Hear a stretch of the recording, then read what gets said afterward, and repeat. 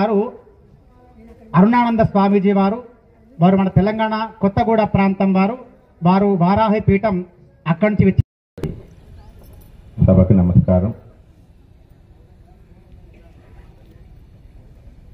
ఇక్కడ అమ్మవారి ప్రతిష్ట జరుగుతుంది అంటే నేను తమిళనాడులో కార్యక్రమం ఉండి అక్కడికి వెళ్ళాను.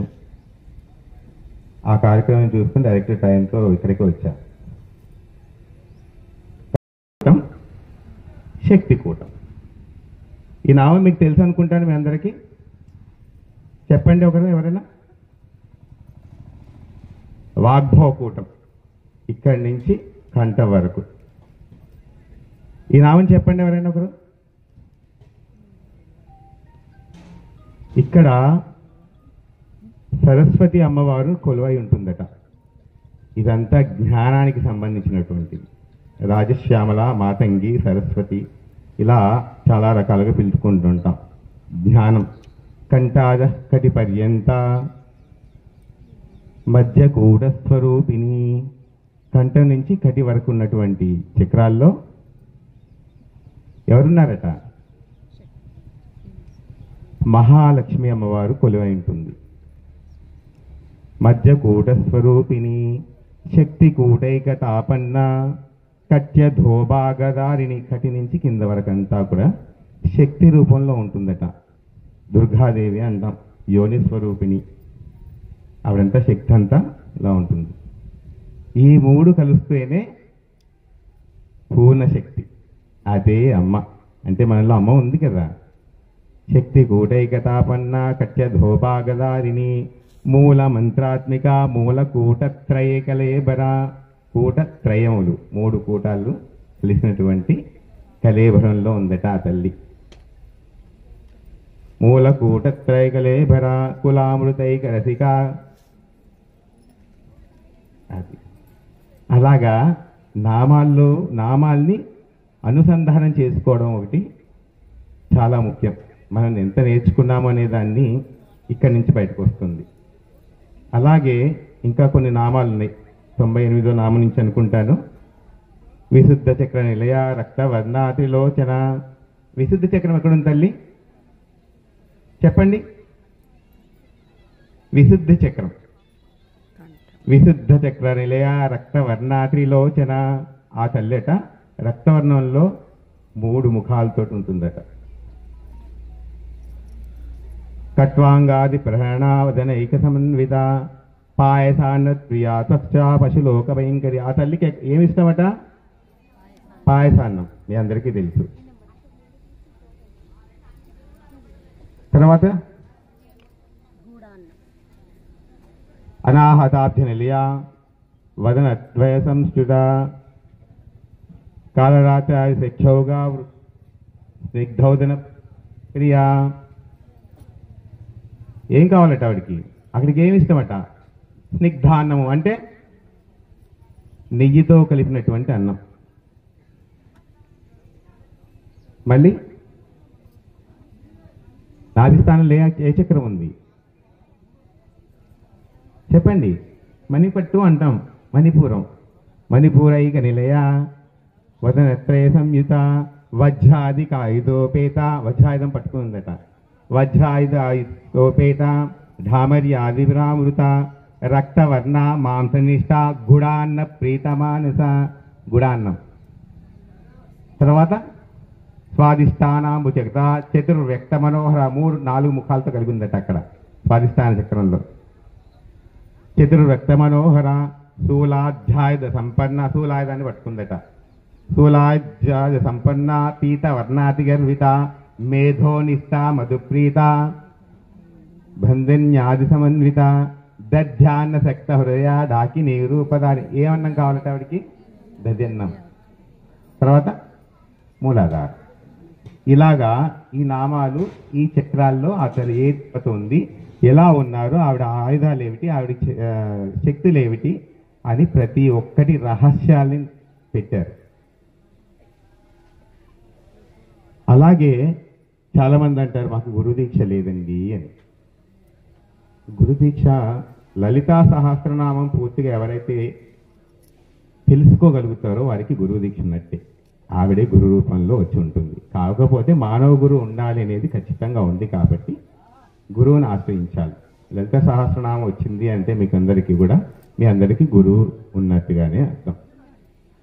ఎందుకంటే ఏ నామమైనా తీసుకోండి, ఒక నామంలో ఎన్ని అక్షరాలు ఉంటాయి తల్లి? ఎవరైనా చూసారా?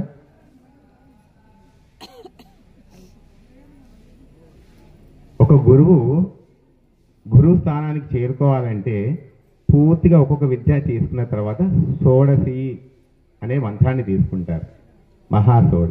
షోడశి 16 అక్షరాలు. ఆ అక్షరాలతో ఉన్నటువంటి మంత్రాన్ని సాధన చేస్తే అమ్మ అనుగ్రహం కలిగితే ఆయన గురు స్వరూపంగా ఉంటాడు, నలుగురికి వచ్చేటువంటివి. అలాగే ప్రతి మంత్రంలో కూడాను 16 అక్షరాలను అలా నిగూఢంగా పెట్టారు. అంటే మీ అందరికీ కూడా షోడశి దీక్ష ఉన్నట్టుగా భావించాలి. ఎక్కడా కూడాను ఒక అక్షరాన్ని చేర్చడం కానీ తీయడం కానీ చేయకూడదు, అది పదదోషం అవుతుంది.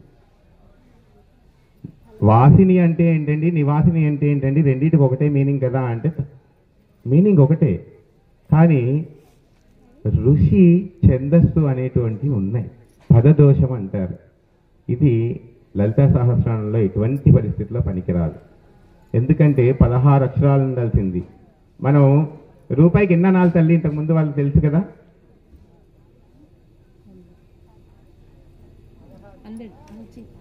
పావలాకి 4 అనాలు, 4 అణ, రూపాయికి 16 అంటే 16 అనేది నిండుత్వం.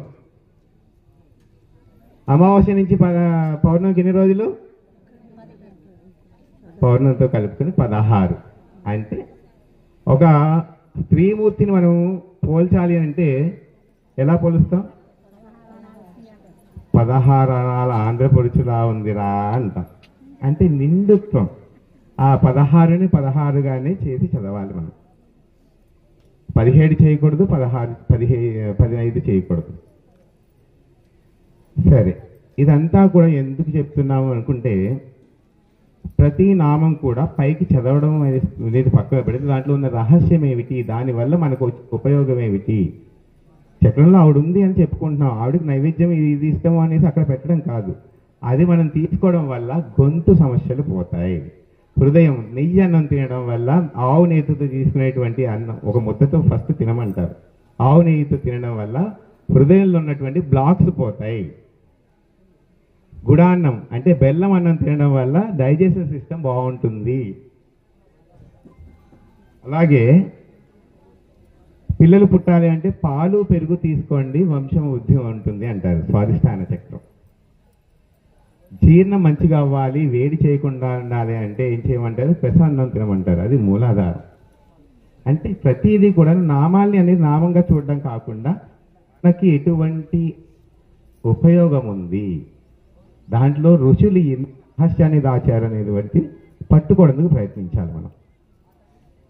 ఇలా పట్టుకోవడం వల్ల వచ్చే ఉపయోగం ఏమిటి అనేది మనం చూసి, అలాగే ప్రతి నామం కూడా ఒక రహస్యం.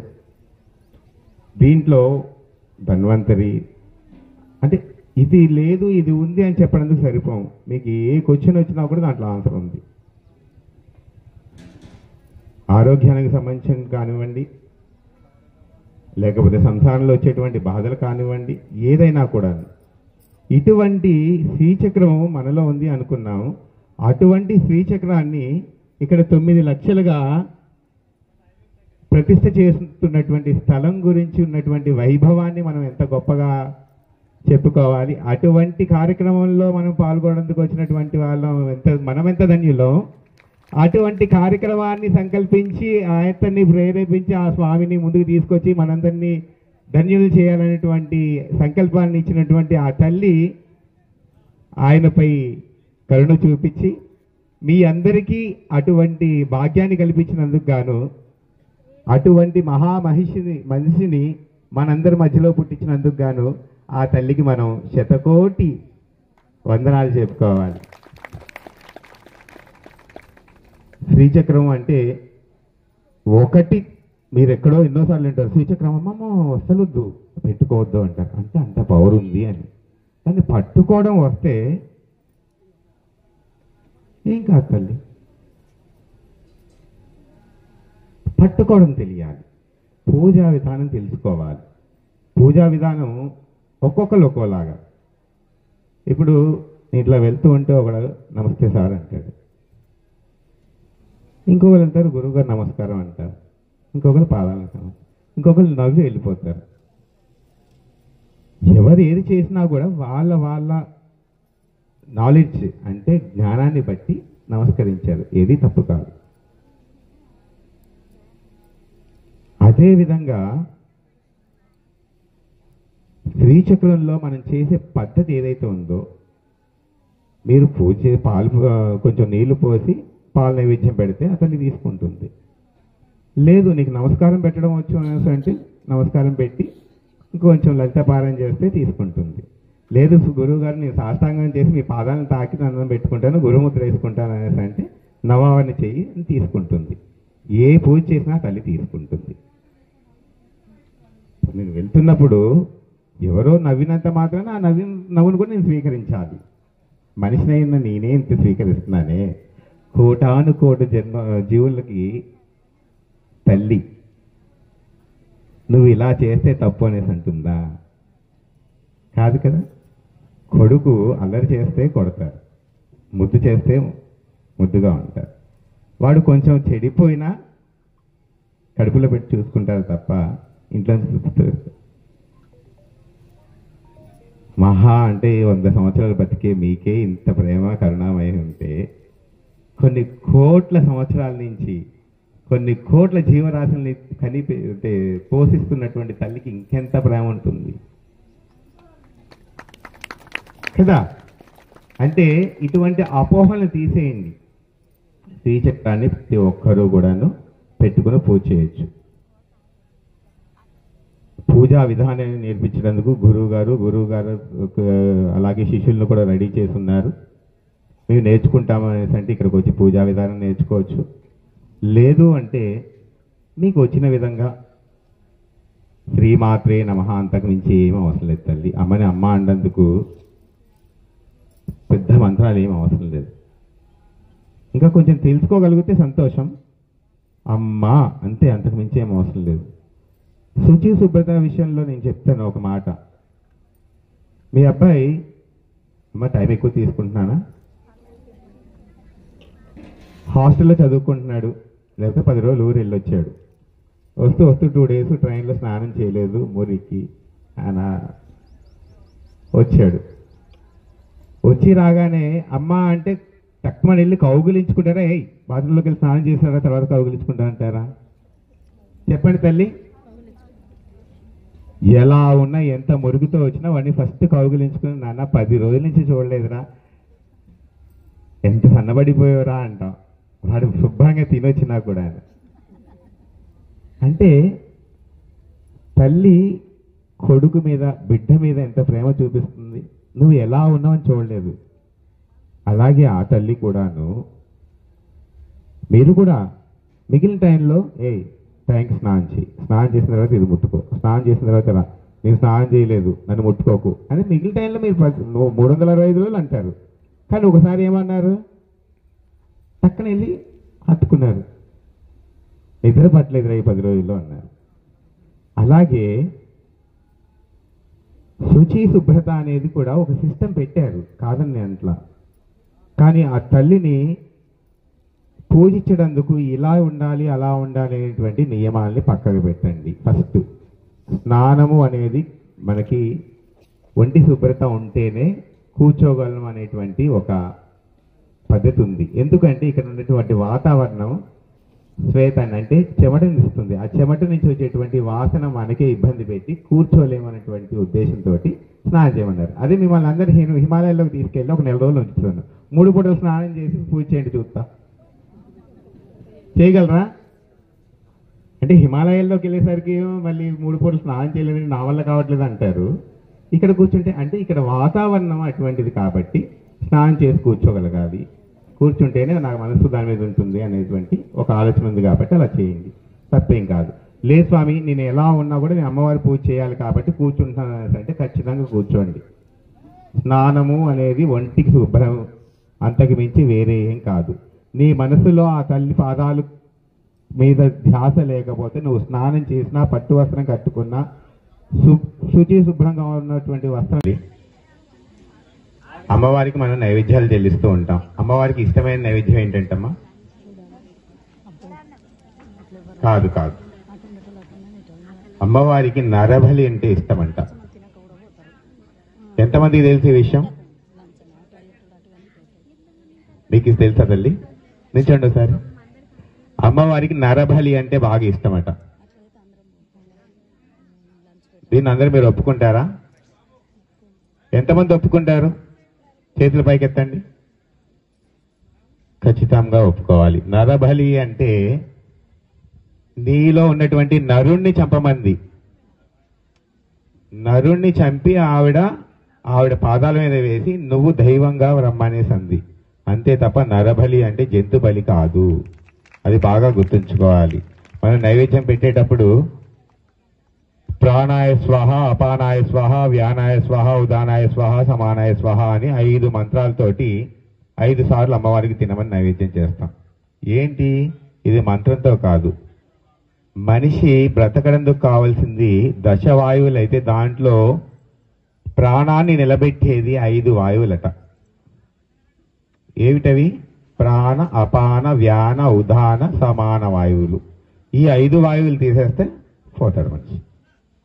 10 వాయువుల్లో ముఖ్యమైనవి ఈ 5 వాయువుల్లో. అంటే అమ్మ నా ప్రాణశక్తిని తీసుకో, అపాన శక్తి, వ్యాన శక్తి, ఇవన్నీ అంటే అవి తీసుకోమని కాదు, నీలో ఉన్నటువంటి నరత్వాన్ని నరికి ఆ పాదాల మీద పెట్టి నువ్వు దైవంగా ఉండమనేటువంటి కోరిక. ఆ విధంగా మనం నరబలిని చేసి మనమందరం దైవంగా మారడం ఆవిడకి ఇష్టమట.